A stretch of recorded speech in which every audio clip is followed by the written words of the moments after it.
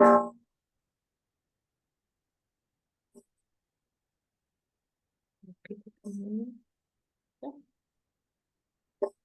evening, everybody. Thank you for joining us for this really special program tonight. We're really excited to have you with us. If you feel like introducing yourself and saying hi in the chat, letting us know where you're logging in from, we'd be really excited to see who's here with us. We have a great program for you. We're so excited. I'm Ranger Jen from National Mall and Memorial Parks. I'm here with my colleague, Ranger Bethany. And we're super excited to have joining us today, Rangers from Independence National Historical Park. And so, yay, so excited. We're able to do this program. This is going to be the first in a year-long series of programs for teachers in preparation for the America 250th. And we're going to conduct this series throughout the school year. We're lucky to have the Trust for the National Mall to help us in partnering to set up all of these programs, and yay, see some familiar names in the chat. So excellent. Welcome aboard, everybody. Let me turn it over to our friends at Independence. Renee, Lauren, and Sarah are all with us, and we are super excited to be watching them live from Independence. So we got some Philly teachers in the house who are excited to see you on board. And then we have Hi, everyone. Good evening. I am Ranger Lauren. I am here live at Independence National Historical Park. Behind me is Independence Hall, the birthplace of the nation. This is where the Declaration of Independence and the United States Constitution were both adopted and signed. Now, we will primarily be talking about the Declaration of Independence this evening. However, we do need to point out today's date, September 17th, is also known as National Constitution Day.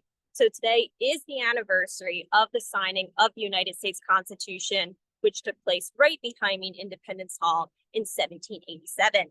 And to get you thinking about those two founding documents, we want to introduce our first poll question for you.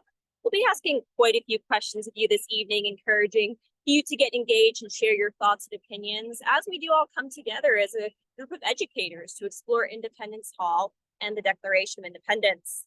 So our first poll question should be popping up for you on the screen in just a moment. And we want to know which of our two founding documents, the Declaration of Independence or the Constitution, resonates most with your life today and why. If you're comfortable sharing why, we'd love to hear it. Now our theme, the Declaration of Independence, right behind me inside Independence Hall on July 4th, 1776, our Second Continental Congress officially adopted the Declaration of Independence. 250 years later, every generation of Americans has returned to the Declaration, returned to the document, and re-examined and explored just what those immortal phrases like life, liberty, and the pursuit of happiness mean to them in their own time. So as we explore Independence Hall and explore the Declaration this evening, I want you to keep this thought in your mind. What does the phrase life, liberty, pursuit of happiness mean to you? And what will it mean for your students as they grow into the next generation of American citizens? Now, I want to give a little bit of background information on the building while we're outside. Construction on Independence Hall started all the way back in 1732. To put that year in a historical context, 1732 is the same year that George Washington is born. You have to imagine George Washington as just a baby when construction begins. And that construction takes about 18 years to complete the main part of the building, another 3 years to complete the steeple. Now, the building was constructed to be a state house. It was a government building for the colony of Pennsylvania, and it was designed to house all three branches of government: judicial, legislative, and executive. Now, what I love about being outside Independence Hall and looking at the exterior of the building is just how much of the building is still original. Would you believe 90% of that exterior brickwork is still original? And Renee, would you mind panning the camera up one more time so we can see some of that original brickwork?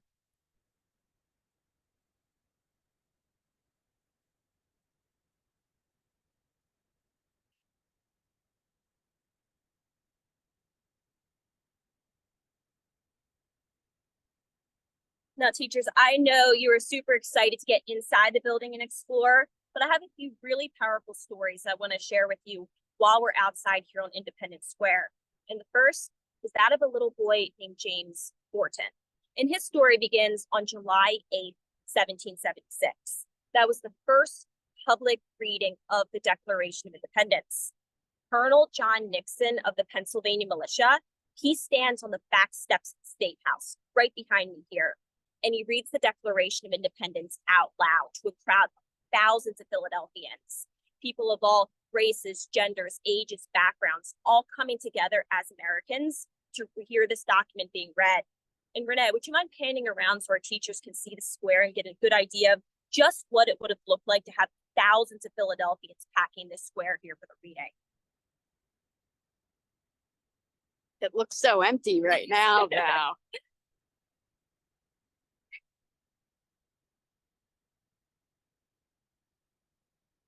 Now, in that crowd for Colonel Nixon's reading that day was a little 9-year-old boy named James Forten. And we don't often think about the role of children during the American Revolution, but they were the ones who had to grow up during this war. They are very well aware of what's going on and what we're fighting for. So James is just 9 years old, and he's a member of Philadelphia's free Black community. So James himself had been born free, but he had grandparents who had been enslaved.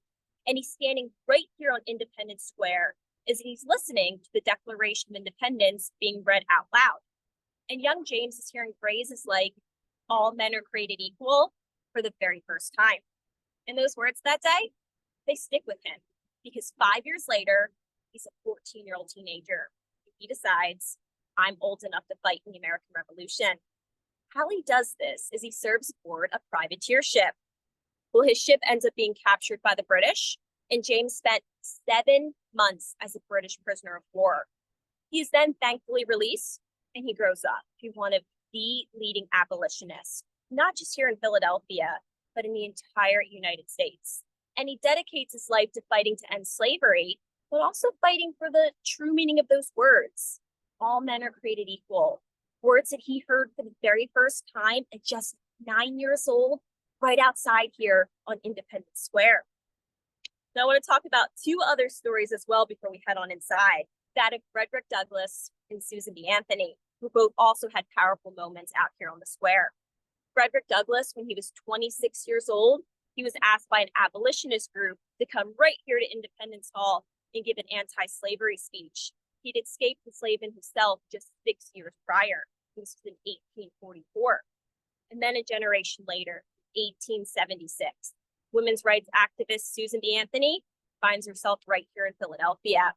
It was July 4th, 1776, and the nation was celebrating its 100th birthday with a grand centennial celebration right out here on the square.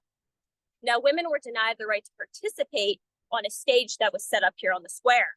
So following a reading of the Declaration of Independence, Susan B. Anthony storms the stage and she presents the shocked speakers with a copy of the Women's Declaration of Rights.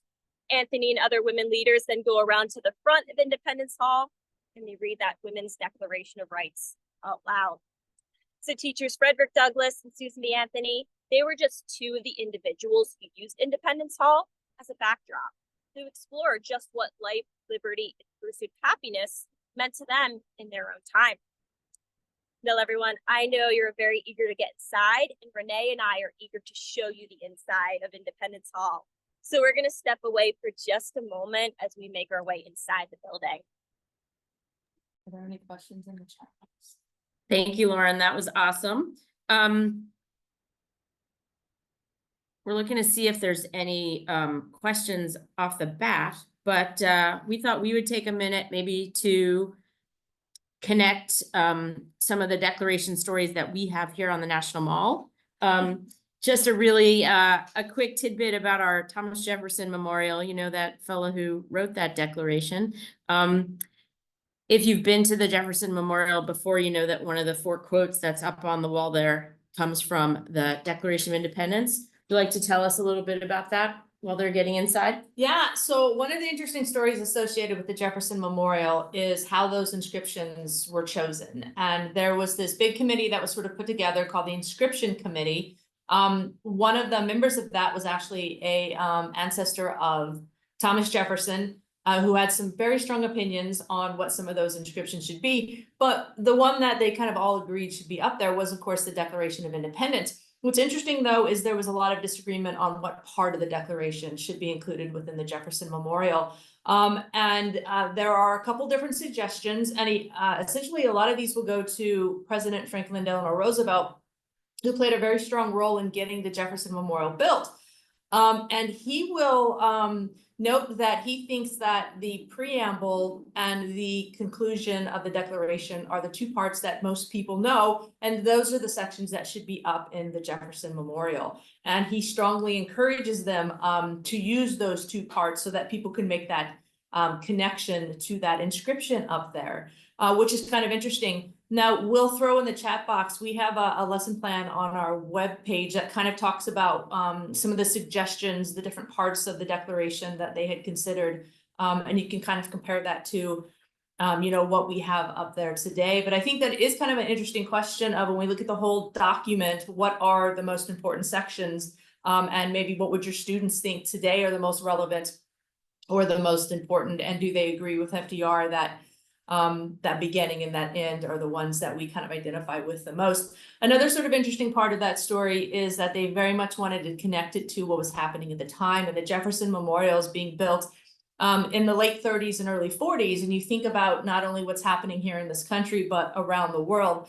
They kind of wanted to tie that, the Declaration of Independence to modern times, at least, the 1930s, and what was happening and how that could connect. So kind of some interesting stories that we also have here on the National Mall in regards to the Declaration. And I see we're inside, so I'll turn it back. Awesome. Wow, we are inside. This is so special to be in this building right now. Still special for us, even after a lot of years here.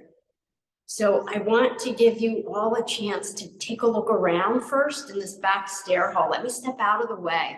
Lauren, can we make sure everyone gets a good view?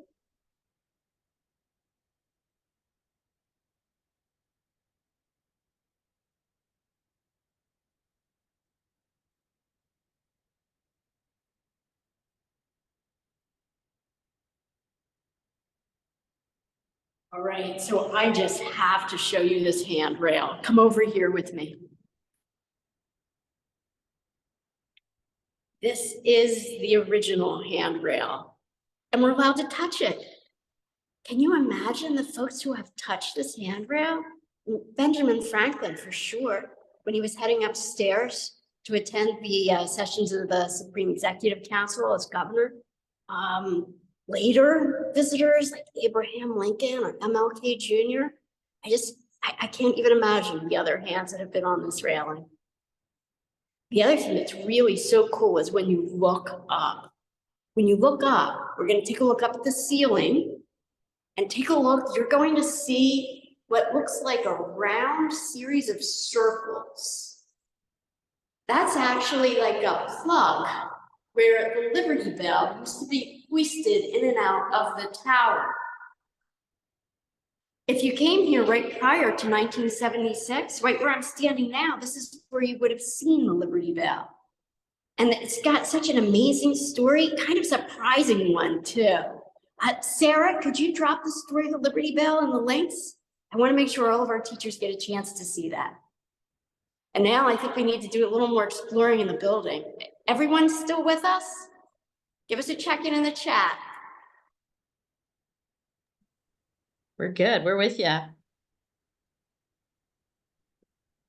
All right, here we go. Everyone's having a good time, Renee and Lauren. So are we. They want you in their classrooms, Renee and Lauren. Oh, we wish. Although we know how hard work that is, it's a little bit easier here. All right, here we go.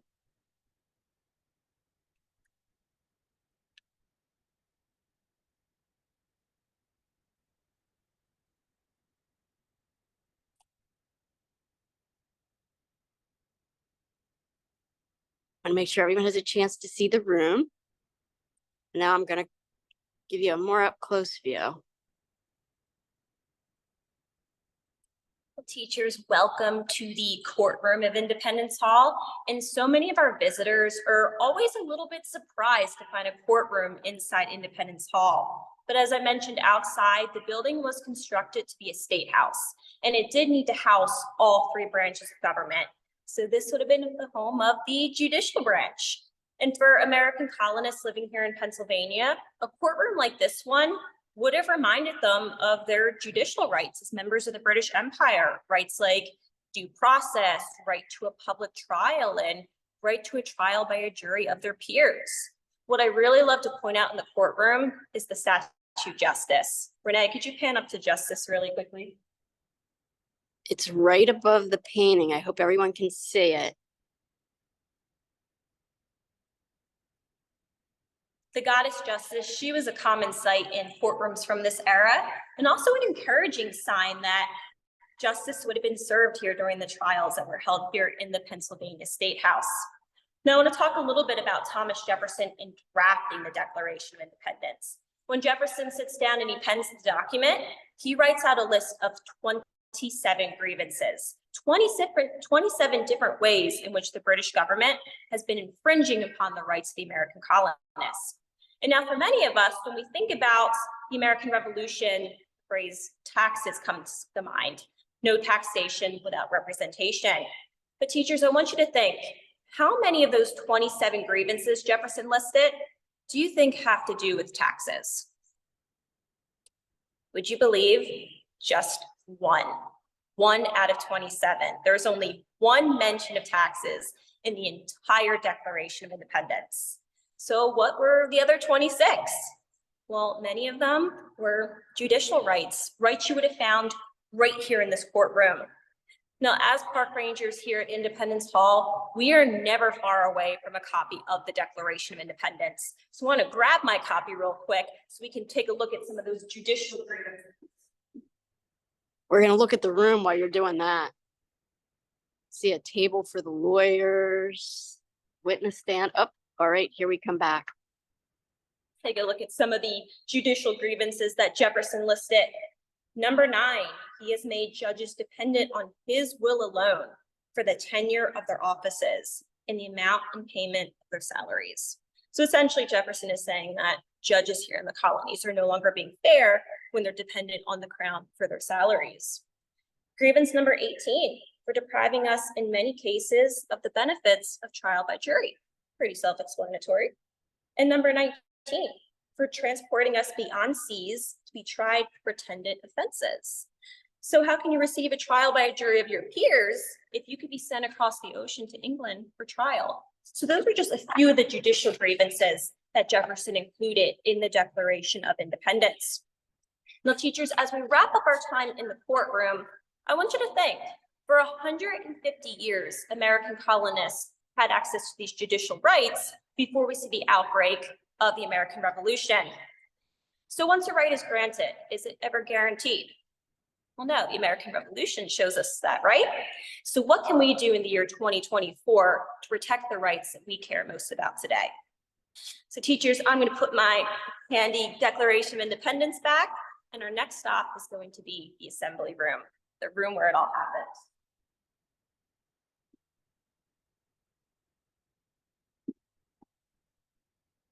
I don't suppose we have any Hamilton fans in the audience today.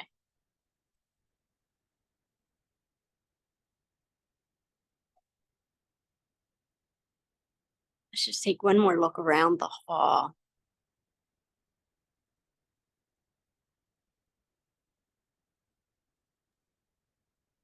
Renee and Lauren, are you going to sing any Hamilton songs?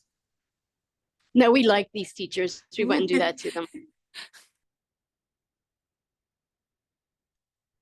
All right, here we go. Wait, we also have a 1776 fan too. Oh, open the window, John, right?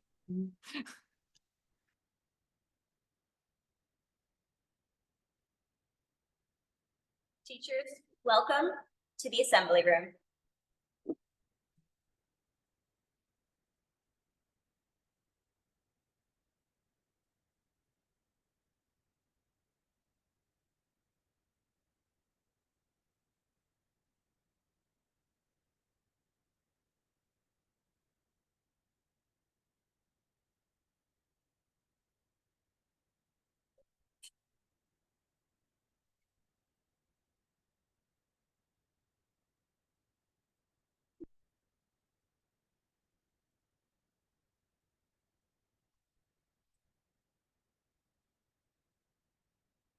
Now, Renee, I would love it if we could start out by just talking a little bit about the layout of the room and just what's original in here. Absolutely. Lauren, can I give you the camera Of so I can point out course. some cool things? So now imagine if you've just stepped back in time and you're here to witness the founding of the nation. Would it look like this? Well, the answer is we're not really sure. So we've studied this for decades, and I mean, we've really studied this a lot. The best documentary and physical evidence points to this recreation of the room to give us some sense of just the way it looked during the meetings of the Second Continental Congress and the Constitutional Convention. So there are some artifacts here in this room that were that belonged. They have a history of ownership to some of the founding fathers. There's a great eyeglass case up here. Come on, let's go take a look.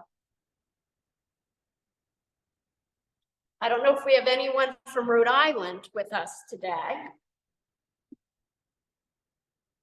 but we do have this green eyeglass case that belonged to William Ellery of Rhode Island, and that's a shark skin eyeglass case. So some history of ownership to some of the artifacts, but there are just 2 artifacts in this room that are documented to be original to this room. One of them is a piece of architecture. It's a carving that's right above the main dais. You'll see a shell in the middle with leaves on either side. So that cockle shell frieze, that's original to this room. But the rest of the architecture that you see here has been replaced. As the place where it happened, this room got tons of attention through the years. So that original architecture is gone. Now, the other artifact I'd like to point out is the large chair right up here on the platform. Can we get in really close, Lauren? I want to make sure everyone can see what's carved into the top back of this chair. And I have to say, remember, it is Constitution Day. So this chair was the one that George Washington sat in for the Constitutional Convention. It wasn't made yet during the time of the Declaration. So this chair is here for the time of the Constitutional Convention. So it was on this day, September 17th in 1787, that George Washington was seated in this very chair as the men stepped forward to sign the Constitution. But what's really cool is that sun that's carved into the top back of the chair. There's a half sun with a liberty pole and a liberty cap. Well, Ben Franklin, he's out back here in the aisle, and he looks at that sun all summer, wondering if it's rising or setting. But as the men step forward to sign, that's when Franklin says, "At length, I have the happiness to know it is a rising and not a setting sun." There's so many stories here. And I know tonight we're talking about the Declaration, but I just had to share that with you. Thank you. Thank you for allowing me to share that. Lauren, should we go back to our regular? Of course. Yes. I am going to back all the way up to 1775. Oh, you know what? Before we do, let's give everyone a view of the room from this angle, because even if you come to visit, you don't get the view that George Washington had. You're always standing there in the back as a visitor. But this would have been Washington's view on this day in 1787. All right, so now we're going to jump back in time, right? We're going to jump back to May 10th of 1775. That is when the Second Continental Congress first convenes. I'm going to step over here to the table we designated as the Pennsylvania table. Now, when the Second Continental Congress first convenes in 1775, they do not have independence on their mind. Reconciliation is still the forefront of everyone's mind at this time, including John Dickinson, a member of the Pennsylvania table right here. And one of the first things the Second Continental Congress does is they draft an olive branch petition. And John Dickinson plays a very large part in drafting this petition. Now, why would some of our delegates have been against independence? Well, it wasn't so much that they were against independence, so much that they wanted to ensure that we had done everything possible. We made every attempt possible to repair our relationship with Parliament and with the King before we declare that independence. Because if we declare independence, we are most likely going to have to go to war. And are these 13 colonies prepared to go to war against one of the most formidable armies in the entire world? So we draft the Olive Branch Petition. It is sent over to England. The Second Continental Congress does not get the results that they're expecting. King George III rejects the Olive Branch Petition. He actually flat out refuses to read it. He has already declared these colonies to be in a state of open and avowed rebellion. So following the failure of the Olive Branch Petition, we see a lot more delegates turning away from the idea of reconciliation and more towards American independence. I want to step right next to the Pennsylvania table and over to the Virginia table. Now, teachers, it's in June of 1776 that Richard Henry Lee of Virginia introduces the Lee Resolution, which famously states, resolved that these united colonies are, and of right ought to be, free and independent states, that they're absolved from all allegiance to the British Crown. A committee of 5 is then selected to write out a Declaration of Independence. And most of the writing of the Declaration will fall to Thomas Jefferson. Now, teachers, have you ever split your students up into a group project and at the end you found out that one student did all of the work? Well, this is essentially the committee of 5. It is meant to be a joint effort between 5 different delegates from 5 colonies, but almost immediately the writing will fall to Jefferson. And he'll draft the document over a 2-week period. He'll put together a document that justifies why we're declaring independence, but also urging Americans to create a new government that can better represent them and better protect their rights. Now, after Jefferson spends 2 weeks writing the document, it will first go to Benjamin Franklin and John Adams for a first round of editing, and then it'll go before the Continental Congress as a whole for even more editing. And teachers, another question for all of you. Have you ever had a student who's a little bit more sensitive when you mark up or you make corrections to their paper? This again is Thomas Jefferson. And for Jefferson, the editing is the hardest part of the process. He's very proud of his writing, so it's very hard for him to sit there and watch as his fellow delegates make all of these changes and edits. Now, some of the edits are very minor, swapping out a word here and there. Some are more major. For example, the Continental Congress cuts out an entire passage on slavery. Now, following the writing of the Declaration, the actual vote for the document or for independence is going to be set for July 2nd. And that vote needs to be unanimous. So we need a yes from all of our tables here in the assembly room. And I want to share the really unique story of Delaware, because for Delaware, it is not a clear yes or no. And I'm going to step up front to the Delaware table here.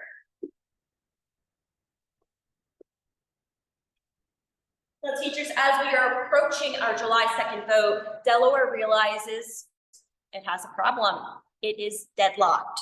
Now, Delaware's problem here is they have 3 delegates serving here at the Congress, but one man is missing.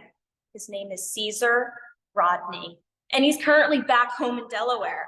So that leaves just 2 men sitting here at our Delaware table.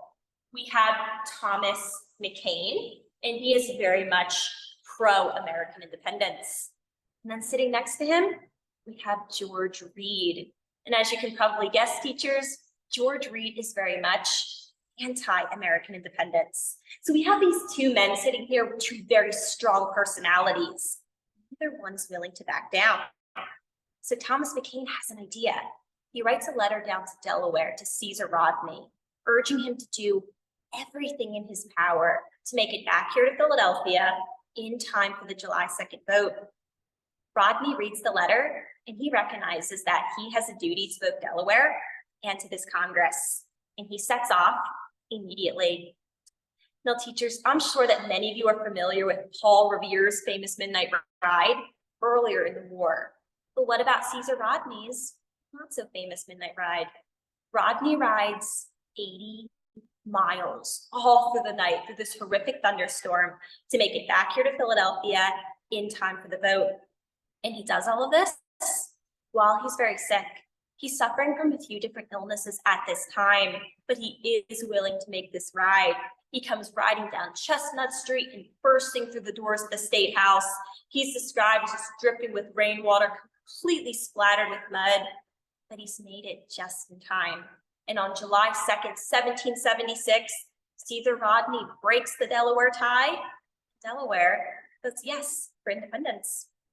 Now, teachers, I know that Caesar Rodney is not really a household name, but I am willing to bet that most, if not all of you, have held his picture at some point in time, because Caesar Rodney is on the back of the Delaware state quarter.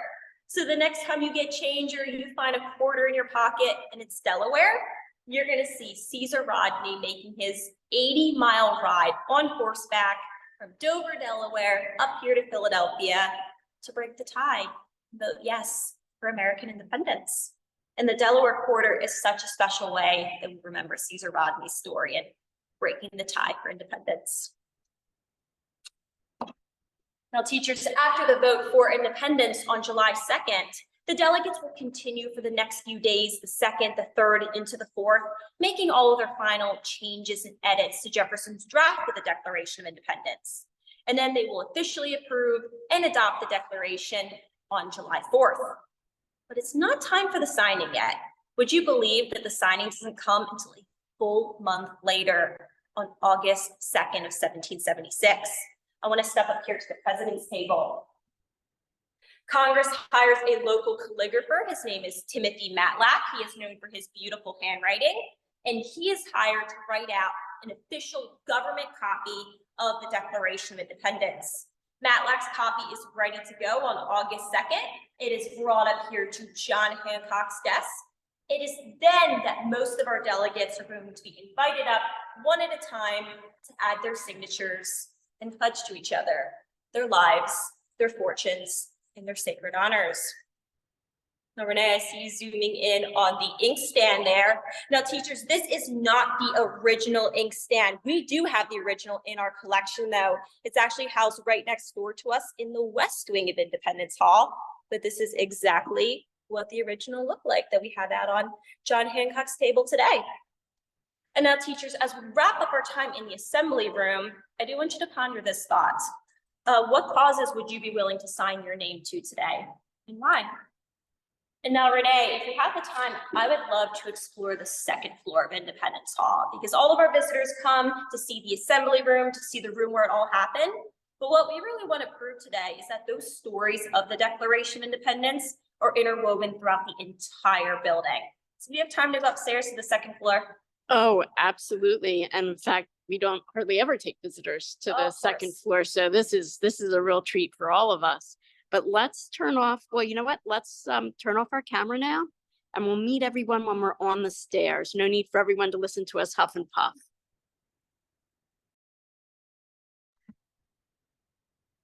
Thank you all so much. This is so exciting. Yes, I'm the 1776 fan. What can I tell you?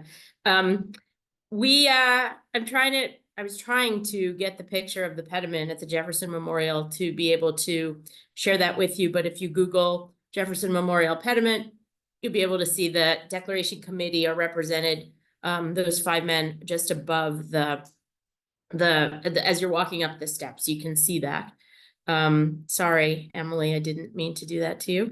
Oh wow, I just love this stuff. Independence Hall is my favorite. I love it there.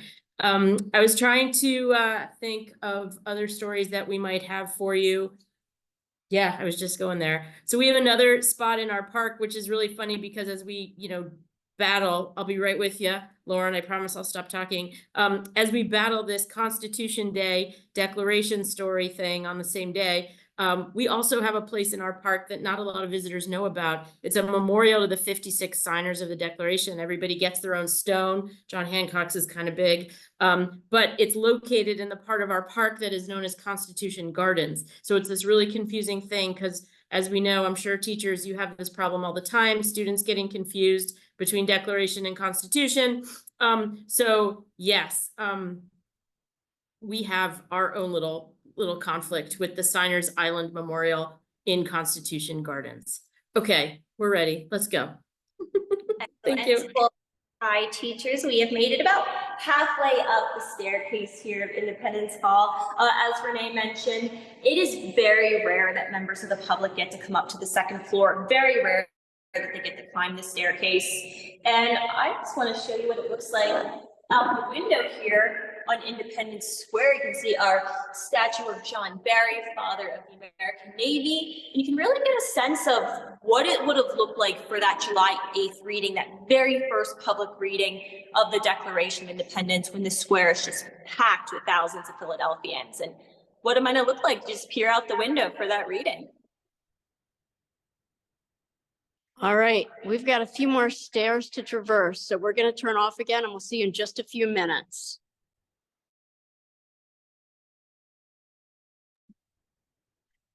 Okay, well, we don't want dead silence. I kind of now wish they were huffing and puffing up the steps. Sarah, any questions or comments you have to throw out at us? I'm trying to think of what else we can add. I don't know if you saw any questions in the chat that we could help with. I don't know. I haven't seen it like any real questions, but I want to know from the teachers, like, has anyone seen the second floor before? Because I know a lot of people have seen the first floor, but no, we really haven't done tours up there in like 5 or 6 years. So Wow. I'm just curious if there's anyone out there, since I know some of the teachers are closer. I got a couple yeses. Few yeses, yeah. Well, Michelle, And you're then a about to see sad the no. second floor. Yeah, you're gonna see it now. So I don't know. I really love the second floor, but that's just Oh, me. we're excited. All right. We're ready.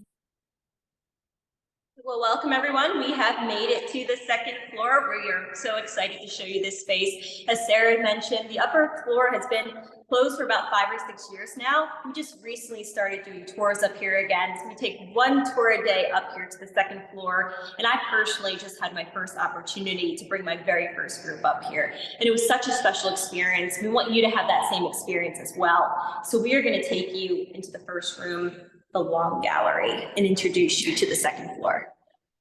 Ooh, so much to see.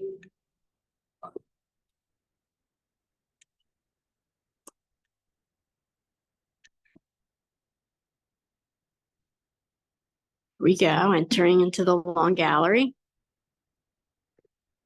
All right. Lauren, just give me a second to sort of sweep left and right so everyone can see. 1 half of the room. And now we'll sweep to the other half.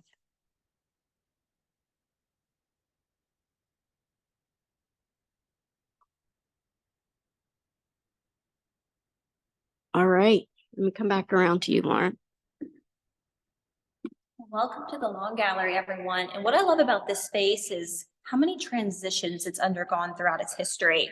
Under the colonial government of Pennsylvania, it starts out its life essentially as a banquet hall. Any reason for a party, if you select a new governor for the colony, perhaps it's the king's birthday, any occasion to celebrate, the Long Gallery was going to be where it happened. Now, during the American Revolution, this space takes on more of a darker turn. During the Revolution in 1777, the British did occupy Philadelphia and they took over Independence Hall. Downstairs would have been a barracks for British soldiers, but up here on the second floor, this was used as a hospital and a prison for wounded American POWs. And you really have to think about what these soldiers would have been feeling being imprisoned here in the very same buildings, where downstairs the founding fathers declared life, liberty, and the pursuit of happiness, and declared the document, the Declaration of Independence. Now, after the American Revolution, upstairs takes on a new life. It actually became a natural history museum.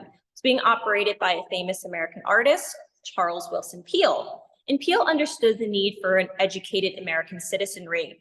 Very similar today to how as educators, we understand just how important it is to educate that next generation of American leaders. So this entire upper floor here would have been a natural history museum. Now, when the museum closes, this space was used as a federal courtroom, and there were many fugitive slave hearings that were held here. The freedom seekers who were down in the South escaped enslavement, and they made it up here to the North. But the Fugitive Slave Act had been passed in 1850. The Fugitive Slave Act said that if a freedom seeker made it to free soil in the North, that did not automatically grant you your freedom. You could be captured, arrested, and have to stand before a hearing here on the second floor of Independence Hall. If found guilty, you could be sent back down to the South and re-imprisoned or enslaved. So you have to think about just the irony of your actual freedom, your actual liberty being put on trial here in Independence Hall, the very building where our founders declared all men are created equal and have the rights to life, liberty, and the pursuit of happiness. And now, Renee, I know you have a really powerful story about one of those fugitive slave hearings. Would you love to share that with our teachers? Yeah, hey, can we go into the room where the hearings took Of place? course. All right, I'll I'm have that gonna for turn you. you over to the camera, okay? Let's head into the Governor's Council chamber.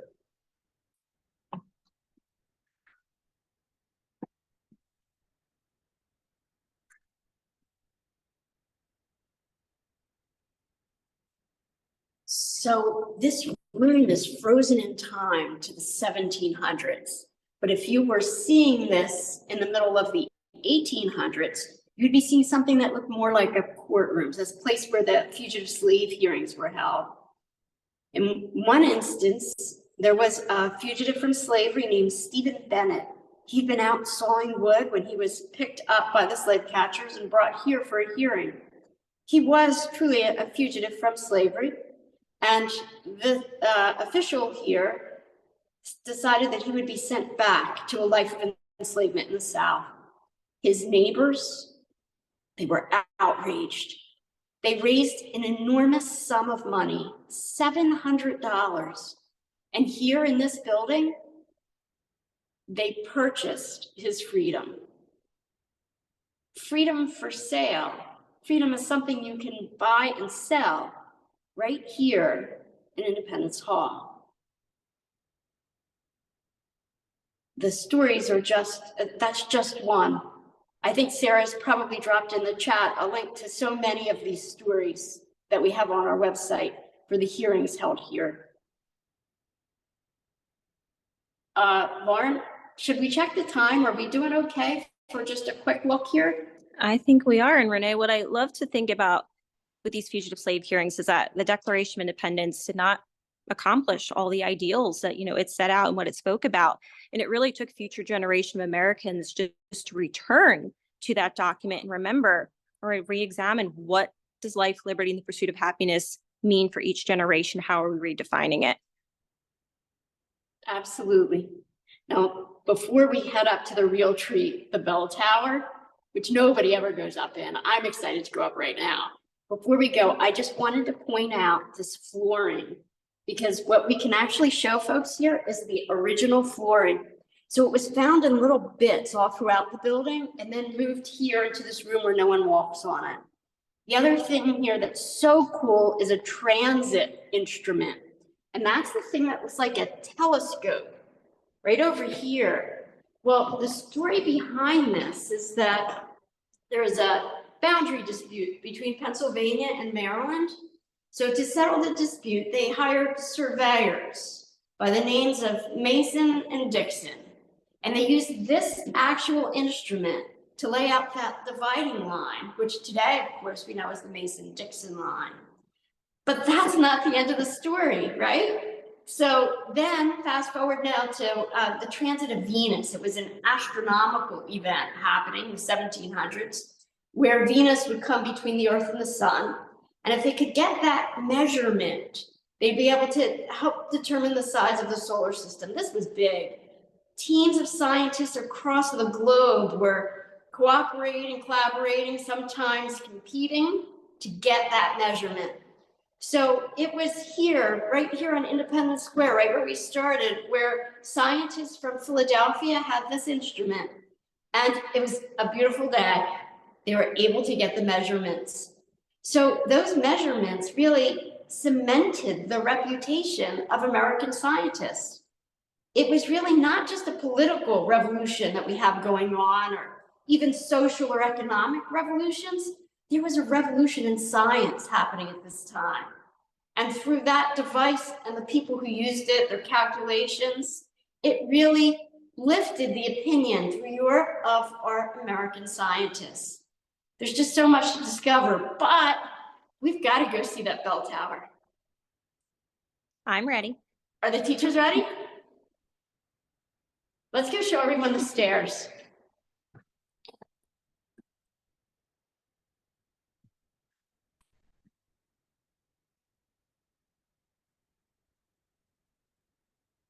Now, Jen, I heard you say you would rather hear us huff and puff, but not on the set, I'm sure. So we're going to turn off for a minute, also for our safety, so that we can safely get to the top, so that we can go into the bell tower, which, like I said, nobody goes into the bell tower. Let's go.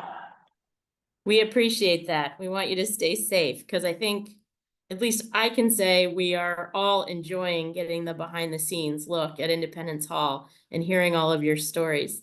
So yeah, be careful on those steps. And thank you so much for taking us to see something that people don't often get to see.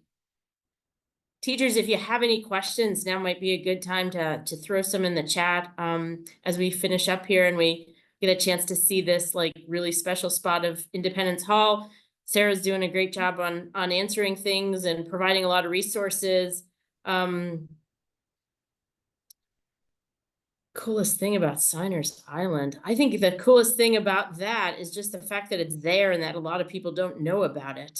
I don't know if my friends in Philadelphia knew we had a memorial to the 56 signers of the Declaration of Independence in the middle of a man-made lake in Constitution Gardens. So I think that's pretty cool. And are you trying to like set me up to talk about signers? Because that's just kind of a silly thing. Sarah, maybe you can take the one about the bell. Oh yeah, it was 1976. They moved the bell officially out of Independence Hall into its They own put the camera museum. back on them. Yep. I think they're ready for us. Sorry, it's a little dark. Give us a minute to get into the light here. Here we go. Ooh.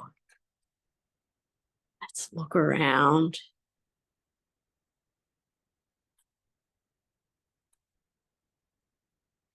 All right. Do you think they might be able to hear the TikTok? Absolutely. Let's come up to the pendulum. We'll be very quiet, so maybe you can hear it TikTok.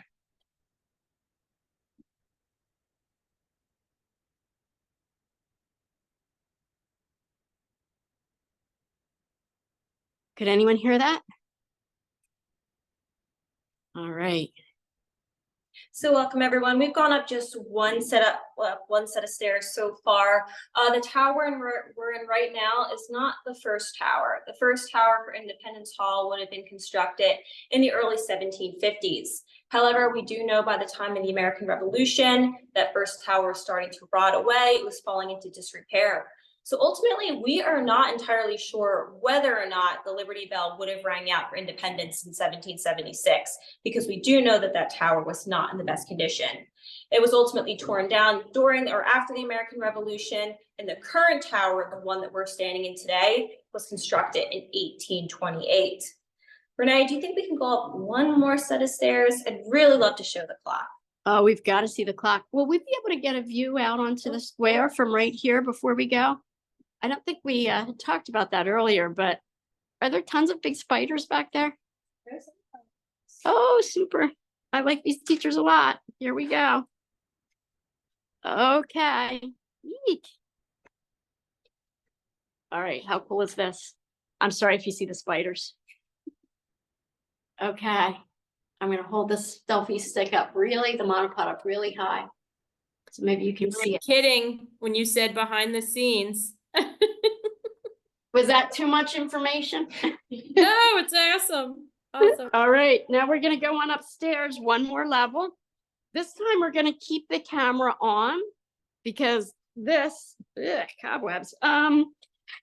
This is something that's just really, I want everyone to come with us on this one. But what I am gonna do is make the selfie stick here, the monopod a little bit smaller so I don't trip on it. Definitely be careful on steps. All right.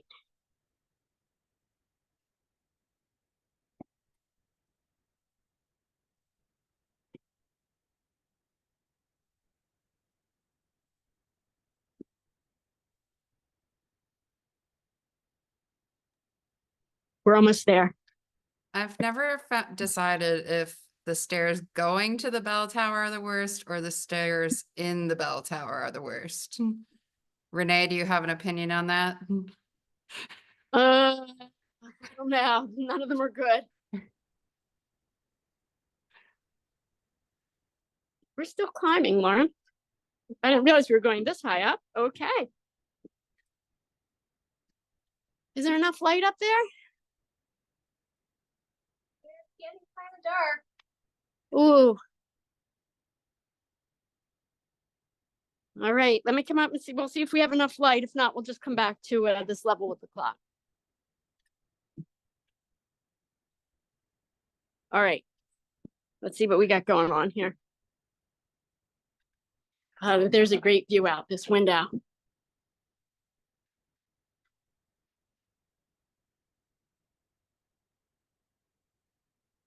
All right, can you guys see down onto Independence Square from there, maybe? Wow. Yeah, pretty cool. Okay. All right, very dark in here. We're gonna go down one level and take a look at the clock, I think. Are we going down or up? You wanna go up? I think we just went past it. The mechanism, the clock mechanism? I was gonna go up to the clock face itself. Oh, you wanna go up to the clock face? Yeah, but Up. that's what we were going. All right, let's do it. We were earlier talking about going up to the clock, but I was thinking the mechanism. And Lauren was talking about the faces. Wow, this is really a treat. Got plenty of light up here.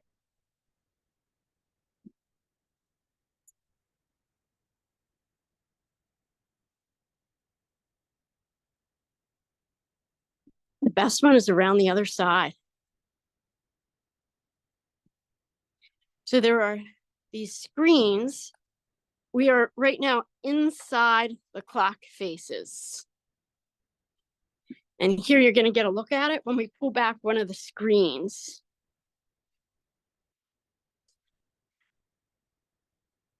Can you all see the numerals? So we are right now inside the faces of the clock.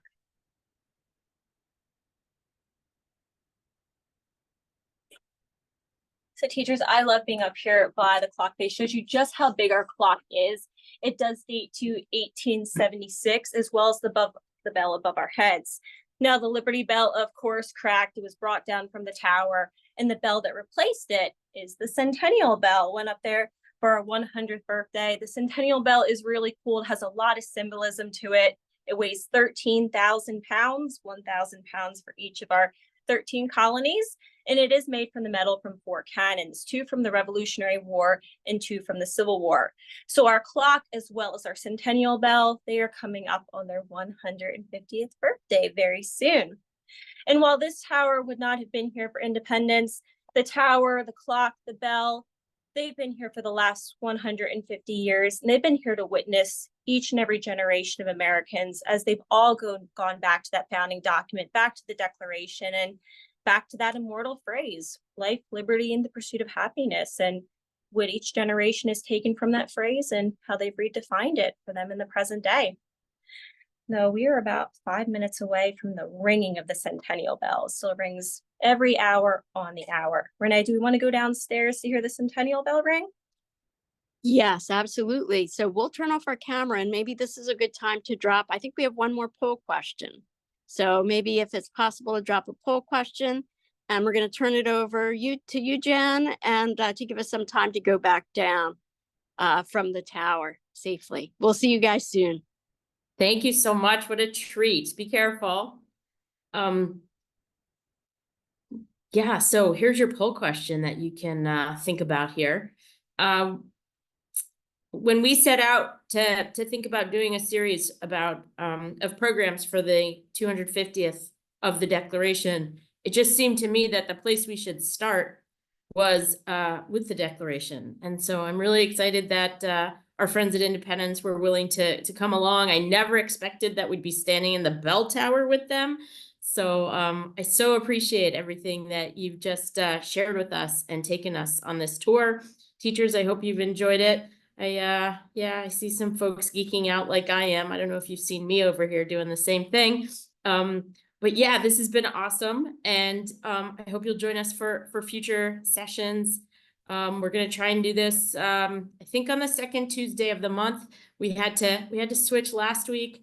Yeah, the folks in Philly were a little busy. They had a little debate happening right across the street, so we couldn't really do this last week with them. But we are so thankful and so grateful for them for being with us and presenting and taking us on this tour of Independence Hall and getting us thinking about the Declaration. And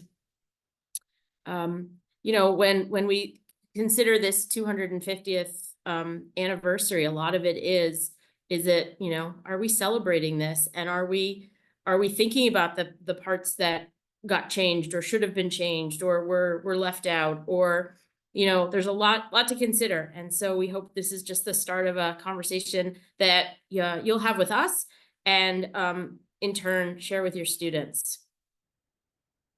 So if anybody has questions as they're making their way down, last call for any Independence Hall questions, because you've got a whole bunch of experts on the line here. And next in the series, yeah, I figured you'd ask that. So we have a whole session. We have a whole bunch of sessions planned out. We're just trying to figure out when best to get them all scheduled. We have some other friends who are going to help us. I think next time, October 8th, is going to be the unfinished work, the protests at the National Mall, and a look at events that have been held at the mall that have moved this nation closer to a more perfect union. So that's what we're looking for next time. And if you have any ideas about things, we have a pretty good idea of what we want to do, but we've left a little flexibility if you have some ideas of things. Yeah, we're always looking for new ideas and things. And oh, we're back outside. Yeah, so it's 7 o'clock in just a few minutes. The centennial bell is going to ring. And I just thought that it would be great for us all to be able to hear that at the conclusion of the program. But we still have a few more minutes. I was wondering about the results of the polls. Oh, hold on, let me turn the camera for a second. So we were wondering, in terms of the poll question in the beginning, was it the Declaration or the Constitution that got more votes in terms of what resonates more with people today? Oh, goodness. Oh, wow. Wow. All right. Well, that's appropriate that we're here on Constitution Day then. Absolutely. Fabulous. Thank you. And thank you, Jen. Thank you, Sarah, to our whole team. And really, thank you to our teachers.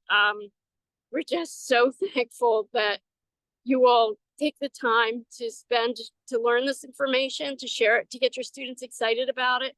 So we see it, we see when those kids are excited when they come here, and we're just so thankful for that. All right, time to turn it back. It's almost 7 o'clock. I'm going to move back a little bit so that we get a better view of the tower. And we can look around the square just for another minute too. American Philosophical Society building over there, that's Philosophical Hall. And the south side of Independence Square. Oops, I don't want to move too fast. All right, let's move back a little bit and then we'll turn. Renee, we just want to say thank you again to you and your team for such a great presentation. The teachers are all saying fabulous things about you. They really, I hate to say this again, but they really want you in their classrooms. And I know that's an issue that you all are struggling with. You would love to be there, and I know it's maybe not possible right now, but know that your program was really well received, and they would love to have more. All right, I think we are just within about a minute. So pretty. I love that we have a view of the clock and you can really see just how high we were up all the way in the clock face. Right, so we were just standing where those numerals are, right?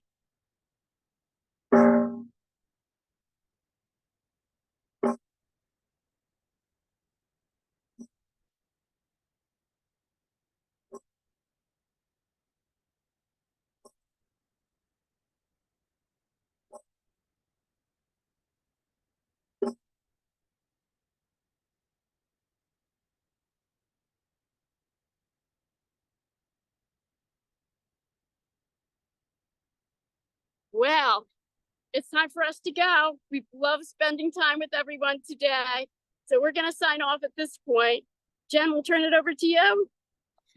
Thank you all again. It was so fantastic. Everybody really enjoyed it. And boy, I really want to come back and visit Independence Hall again. So Me thank you all too. so much. And yeah, it was really fantastic. Thank you so much for your time. Teachers, thank you again for joining us. And yeah, we're so glad everybody had a good time tonight. Thank you very much. I'm glad it didn't rain too. Ooh, so are we.